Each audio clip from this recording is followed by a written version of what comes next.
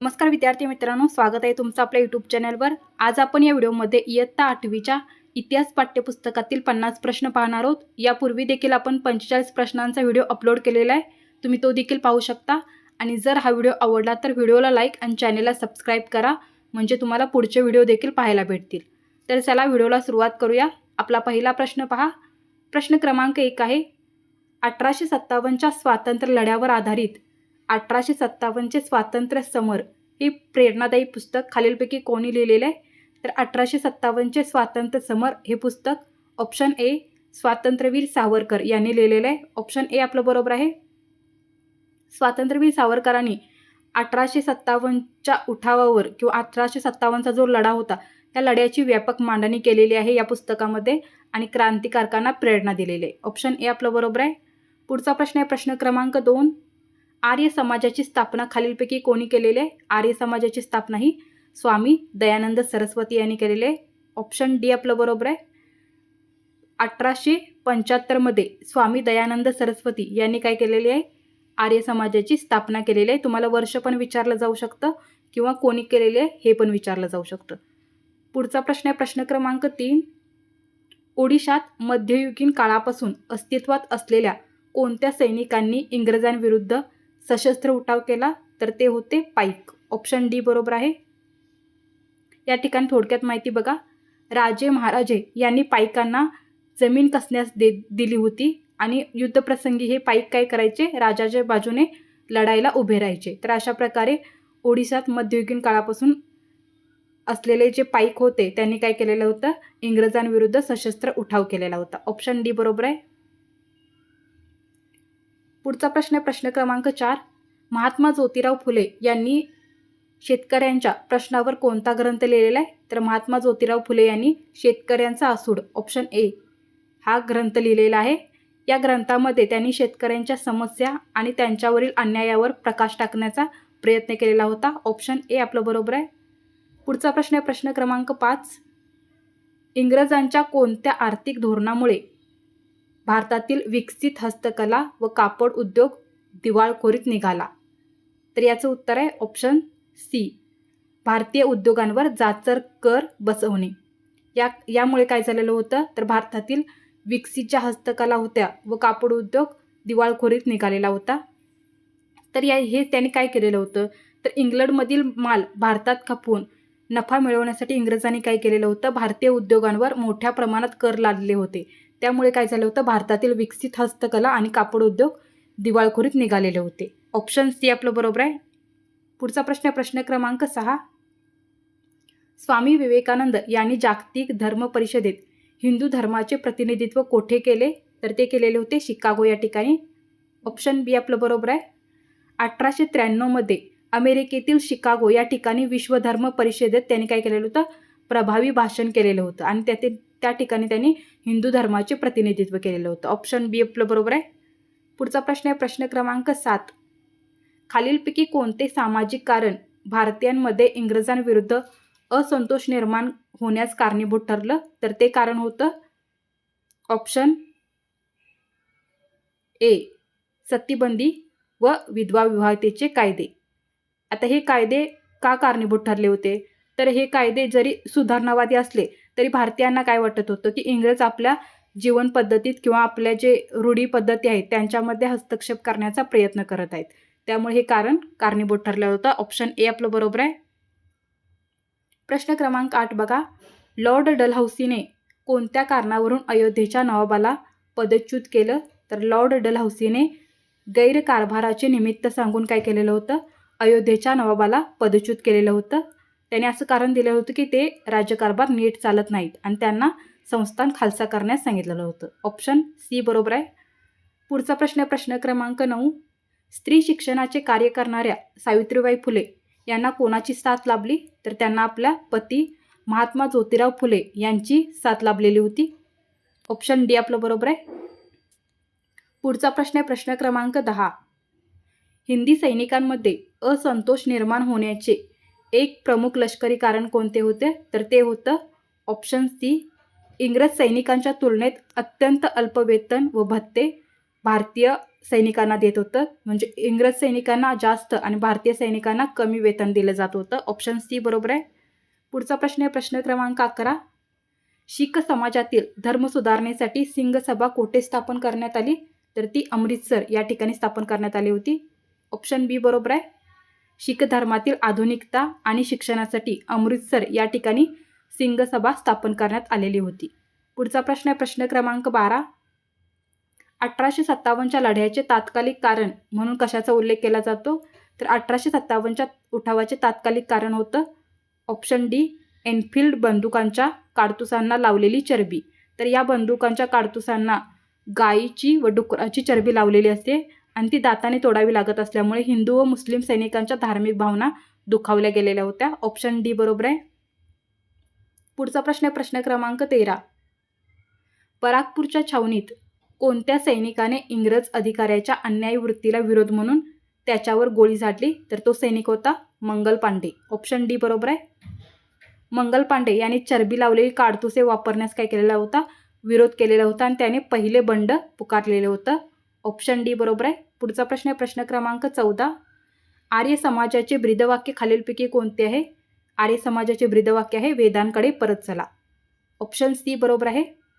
तर आर्य समाजाची स्थापना कोणी केलेली होती? स्वामी दयानंद सरस्वती यांनी केलेली होती आणि त्यांनी वेदांचे महत्त्व सांगण्यासाठी हा संदेश दिलेला होता. पुढचा प्रश्न प्रश्न क्रमांक 15.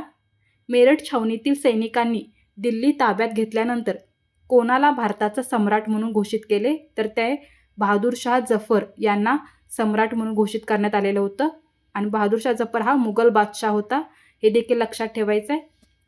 ऑप्शन ए बरोबर आहे. पुढचा प्रश्न आहे प्रश्न क्रमांक 16. पुण्यातील भिडेवाड्यात मुलींची पहिली शाळा कोणत्या वर्षी सुरू झाली? तर ती 1848मध्ये सुरू झालेली होती. ऑप्शन बी बरोबर आहे. आणि ती कोणत्या ठिकाणी सुरू झालेली होती? तर पुण्यातील भिडेवाड्यात सुरू झालेली होती. तुम्हाला असं देखील विचारलं जातं की महात्मा फुलेंनी 1848मध्ये कोठे शाळा सुरू केली होती? तर पुण्यातील भिडेवाड्यात सुरू केलेली होती. पुढचा प्रश्न आहे प्रश्न क्रमांक 17. 1857च्या लढ्यात बिहार प्रांतात इंग्रजांविरुद्ध कोणी प्रखर संघर्ष केला? तर ते कुंवर सिंह होते. ऑप्शन ए बरोबर आहे. जगदीशपूरचे जमीनदार कुंवर सिंह यांनी बिहारमध्ये उठावाचे नेतृत्व केलेले होते. प्रश्न क्रमांक 18. रामकृष्ण मिशनची स्थापना कोणी केली? तर ती केलेली होती स्वामी विवेकानंदांनी. ऑप्शन ए बरोबर आहे. स्वामी विवेकानंदांनी आपले गुरु रामकृष्ण परमहंस यांच्या नावाने काय केलेली होती?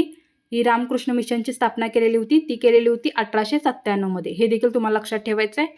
पुढचा प्रश्न प्रश्न क्रमांक 19.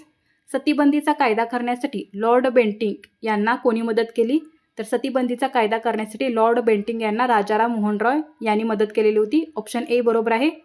राजाराम मोहन रॉय यांच्या सततच्या पाठपुराव्यामुळे आणि मदतीमुळे 1829मध्ये हा कायदा लागू करण्यात आलेला होता. पुढचा प्रश्न आहे प्रश्न क्रमांक 20. खानदेशात कोणाच्या नेतृत्वाखाली भिल्लांनी उठाव केला ज्यात 400 महिलाही सहभागी झालेल्या होत्या?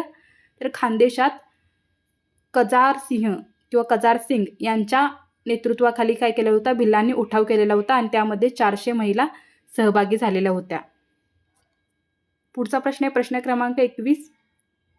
कोणत्या समाजसुधारकाने शतपत्रांमधून स्त्री पुरुष समानतेचा पुरस्कार केला? तर ते समाजसुधारक होते गोपाळ हरी देशमुख, ज्यांना आपण लोकहितवादी या नावाने देखील ओळखतो. आणि यांनी शतपत्रांमधून काय केलेल्या होत्या? स्त्री पुरुष समानतेचा पुरस्कार केलेला होता आणि सामाजिक सुधारणा मांडलेल्या होत्या. पुढचा प्रश्न आहे प्रश्न क्रमांक 22. रामकृष्ण मिशनने खालीलपैकी कोणत्या क्षेत्रात कार्य केलेले नाही? तर रामकृष्ण मिशनने राजकीय सत्ता मिळवणे हे काय केलेलं नाही, हे कार्य त्यांचं नाही आहे. तर त्यांनी स्त्री शिक्षण, रोग्यांना औषधोपचार आणि दुष्काळग्रस्तांना मदत हे कार्य केलेलं आहे. त्यांचं जे कार्य होतं ते आध्यात्मिक, सामाजिक सेवा आणि शैक्षणिक होतं. राजकीय सत्ता मिळवणे हे त्यांचं उद्दिष्ट नव्हतं. पुढचा प्रश्न आहे प्रश्न क्रमांक 23. 1857चा लढा अयशस्वी होण्याचे एक प्रमुख लष्करी कारण कोणतं आहे? तर ते आहे भारतीय सैनिकांकडे पुरेशी शस्त्रसामग्री व शिस्तीचा अभाव होता. यामुळे काय झालेलं होतं? 1857चा उठाव अयशस्वी झालेला होता. पुढचा प्रश्न आहे प्रश्न क्रमांक 24. महात्मा फुले यांनी स्थापन केलेल्या बालहत्या प्रतिबंधक गृहाचा मुख्य उद्देश काय होता? तर तो होता विधवांच्या मुलांचे संरक्षण करणे. यामागे काय होतं? तर बालहत्या प्रतिबंधक गृह सुरू करण्याचा त्यांचा मुख्य उद्देश होता. तत्कालीन परिस्थितीत विधवांना होणाऱ्या त्रासासून आणि समाजाच्या भीतीने मुलांची हत्या होऊ नये यासाठी काय केलेलं होतं, त्यांनी आपल्याच घरामध्ये बालहत्या गृहाची काय केलेली होती, सुरुवात केलेली होती. पुढचा प्रश्न क्रमांक 25. आर्य समाजाने कोणत्या गोष्टीचा निषेध केला, तर आर्य समाजाने जातीभेदाचा निषेध केलेला होता. ऑप्शन बी बरोबर आहे. आर्य समाजाने वेदांना प्रामाण्य मानताना जातीभेदाला धर्मामध्ये काय दिलेलं नव्हतं, स्थान दिलेलं नव्हतं, तर त्यांनी याला विरोध केलेला होता. प्रश्न क्रमांक 26. स्वामी विवेकानंद यांनी तरुणांना कोणता संदेश दिला, तर स्वामी विवेकानंदांनी तरुणांना उठा, जागे व्हा व ध्येयप्राप्ती होईपर्यंत थांबू नका हा संदेश दिलेला होता. हा विवेकानंदांचा सर्वात प्रसिद्ध आणि प्रेरणादायी संदेश जो त्यांनी तरुणांना उद्देशून दिलेला होता. पुढचा प्रश्न क्रमांक 27. 1857च्या काळात इंग्रजांची आंतरराष्ट्रीय स्थिती अनुकूल का होती, कारण त्यांचं जे रशियासोबत क्रिमियम युद्ध चालू होतं तर ते नुकतंच संपल्याने त्यांचे सैन्य रिकामे होऊन इंग्रजी सैन्यांची काय झालेली होती, संख्या किंवा वाढलेली होती, त्यांची शक्ती वाढलेली होती. ऑप्शन डी बरोबर आहे. पुढचा प्रश्न क्रमांक 28. विधवांच्या बाबतीत कोणती अनिष्ट प्रथा बंद व्हावी म्हणून महात्मा फुले यांनी संप घडवून आणला होता, तर विधवांच्या बाबतीत जी अनिष्ट प्रथा होती केशवपनाची तर ती बंद व्हावी म्हणून त्यांनी न्हाव्यांचा संप घडवून आणलेला होता आणि स्त्रियांचे केशवपन जी प्रथा होती तर ती थांबवण्याचा प्रयत्न केलेला होता. प्रश्न क्रमांक 29. 1857च्या लढ्याचा सर्वात महत्त्वाचा राजकीय परिणाम कोणता होता, तर तो होता ईस्ट इंडिया कंपनीची राजवट बरखास्त झालेली होती आणि काय झालेलं होतं, तर या कंपनीच्या कारभारामुळे भारतीय असंतोष वाढल्याने ब्रिटिश पार्लमेंटने कंपनीची सत्ता संपवून भारताचा कारभार काय केलेला होता, स्वतःकडे घेतलेला होता. पुढचा प्रश्न क्रमांक 30. शीख समाजातील सुधारणावादी परंपरा कोणत्या चळवळीने चालू ठेवली, तर ती चळवळ होती अकाली चळवळ. सिंग सभेच्या स्थापनेनंतर अकाली चळवळीने काय केलेलं आहे, शीख समाजातील सुधारणा पुढे नेलेल्या आहेत. पुढचा प्रश्न क्रमांक 31. स्वामी दयानंद सरस्वती यांनी वेदांचे महत्त्व सांगण्यासाठी कोणता ग्रंथ लिहिला, तर त्यांनी सत्यार्थ प्रकाश ऑप्शन सी हा ग्रंथ लिहिलेला आहे. तर या ग्रंथात त्यांनी वेदांवर आधारित धर्म हाच खरा धर्म हे प्रतिपादन केलेले आहे. पुढचा प्रश्न क्रमांक 32. 1858च्या कायद्यानुसार गव्हर्नर जनरल हे पद जाऊन कोणते नवीन पद निर्माण करण्यात आले, तर 1858च्या कायद्यानुसार गव्हर्नर जनरल हे पद रद्द करून व्हाईसराय हे पद सुरू केलेलं होतं. ऑप्शन डी बरोबर आहे. आणि यानुसार लॉर्ड कॅनिंग हा भारताचा शेवटचा गव्हर्नर जनरल आणि पहिला व्हाईसराय ठरलेला होता. हे देखील तुम्हाला विचारलं जातं. प्रश्न क्रमांक 33. रामकृष्ण मिशनने कोणासाठी औषधोपचारचे कार्य केले, तर ते रोगी आणि दीनदुबळे यांच्यासाठी केलेलं होतं.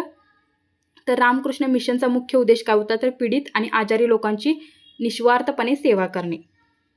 पुढचा प्रश्न क्रमांक 34. राणी व्हिक्टोरियाने 1858च्या जाहीरनाम्यात भारतीयांना कोणता मुख्य दिलासा दिलेला आहे, तर यामध्ये धार्मिक बाबतीत सरकार हस्तक्षेप करणार नाही हे 1858च्या जाहीरनाम्यात त्यांनी जाहीर केलेलं होतं. पुढचा प्रश्न क्रमांक 35. महात्मा फुले यांनी ब्राह्मणांचे कसब या पुस्तकातून काय केले, तर त्यांनी ब्राह्मणांचे कसब या पुस्तकांमधून समाज प्रबोधन केलेलं होतं. तर या पुस्तकाद्वारे त्यांनी सामाजिक विषमता आणि चालीरीतींवर टीका करून लोकांचे डोळे उघडण्याचा प्रयत्न केलेला होता. पुढचा प्रश्न क्रमांक 36. आर्य समाजाच्या शाखा कोठे उघडल्या गेल्या, तर ते पूर्ण भारतभर उघडल्या गेलेल्या होत्या. ऑप्शन ए बरोबर आहे. पुढचा प्रश्न क्रमांक 37. 1857च्या उठावानंतर किंवा 1857 नंतर लष्करी पुनर्रचना करताना इंग्रजांनी कोणत्या मुख्य धोरणाचा अवलंब केला, तर 1857 सारखा उठाव झाल्यानंतर इंग्रजांनी काय केलेलं आहे, तर फोडा व राज्य करा या नीतीचा अवलंब केलेला होता. यामध्ये भारतीयांमध्ये जात, धर्म व प्रदेश यावरून नेहमी संघर्ष निर्माण होऊन ते एकत्र येऊ नयेत याचा प्रयत्न केलेला होता. पुढचा प्रश्न क्रमांक 38. रामकृष्ण मिशनची स्थापना कोणत्या वर्षी झाली, तर ती झालेली आहे 1897ला आणि ती केलेली होती स्वामी विवेकानंदांनी रामकृष्ण मिशनची स्थापना केलेली होती. पुढचा प्रश्न क्रमांक 39. खालीलपैकी कोणती अनिष्ट प्रथा ब्रिटिश काळात अस्तित्वात नव्हती, तर ती सक्तीचे व लष्करी शिक्षण ही अनिष्ट प्रथा ब्रिटिश काळात अस्तित्वात नव्हती. तर केशवपन, सतीप्रथा आणि बालविवाह या पद्धती ज्या होत्या त्या अस्तित्वात होत्या. पुढचा प्रश्न क्रमांक 40. लष्करी फेररचनेत इंग्रजांनी कोणत्या विभागावर पूर्णपणे इंग्रजांचे अधिकाऱ्यांचे वर्चस्व प्रस्थापित केलेलं होतं, तर ते आहे तोफखाना. ऑप्शन डी बरोबर आहे. त्यांनी काय केलेलं होतं, महत्त्वाच्या ठिकाणी भारतीय सैनिकांच्या हाती शस्त्रे राहू नयेत म्हणून तोफखाना हा विभाग इंग्रजांनी स्वतःच्या ताब्यामध्ये ठेवलेला होता. पुढचा प्रश्न आहे प्रश्न क्रमांक 41. स्वामी दयानंद सरस्वती यांच्या मते खरा धर्म कोणता होता, तर तो होता प्राचीन वैदिक धर्म. ऑप्शन बी बरोबर आहे. स्वामी दयानंद सरस्वती यांनी काय केलेलं होतं, वेदांना सर्वश्रेष्ठ मानलेलं होतं आणि प्राचीन वैदिक धर्म हाच खरा धर्म असल्याचे त्यांनी प्रतिपादन केलेलं होतं. पुढचा प्रश्न आहे प्रश्न क्रमांक 42. 1857च्या स्वातंत्र्य लढ्याचे दीर्घकालीन महत्त्व काय आहे, तर तो भारताच्या स्वातंत्र्य चळवळीचा प्रेरणास्त्रोत ठरलेला होता. ऑप्शन ए बरोबर आहे. प्रश्न 43 बघा. सावित्रीबाई फुले यांनी कोणाकडून होणारी निंदा पत्करून शिक्षणाचे कार्य सुरू ठेवले, तर सावित्रीबाई फुले यांनी समाजातील कर्मठ लोक यांच्याकडून होणारी निंदा पत्करून शिक्षणाचे कार्य सुरू ठेवलेलं होतं.